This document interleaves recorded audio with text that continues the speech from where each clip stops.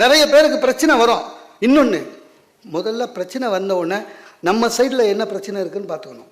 உனக்கு ஒரு ப்ராப்ளம் வரும்பொழுது ஜஸ்ட் லீவ் இட்.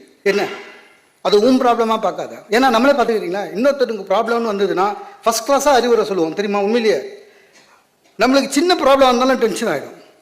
அதனால் உனக்கு ஏதாவது ப்ராப்ளம் வந்ததுன்னா அதை ஓரம் வச்சுட்டு யார் ப்ராப்ளமோ சால்வ் பண்ணுற மாதிரி சால்வ் பண்ணினா தான் வெற்றி அடையணும்னா. நகைச்சுவை உணர்வு வேணாம் சார். சார் எந்த இக்கட்டு சிரிச்ச மூஞ்சோடு இருங்க சார், உங்கள் வாழ்க்கை வெற்றி அடையும். அவ்வளோதான். நிறைய பேருக்கு அது தெரியவே இல்லை. எப்போ பாரு ஐசியூலேருந்து வெளில வந்த மாதிரியே மூஞ்சி வச்சுக்கிறான். ஏன் இல்லை, எனக்கு தெரிஞ்சு இன்னைய வரை லெவலில் இந்தியாவில் மகிழ்ச்சியாக எப்பவுமே இருக்குது சாமியாருங்க மட்டும்தான். எத்தனை கேஸ் போடுங்க, சிரிச்சா மாதிரியே இருக்கிறானுங்க சார். அன்னைக்கு ஒரு சாமியார் கோர்ட்டுக்கு வரான், கேஸு சிரிச்சா மாதிரியே வரான்.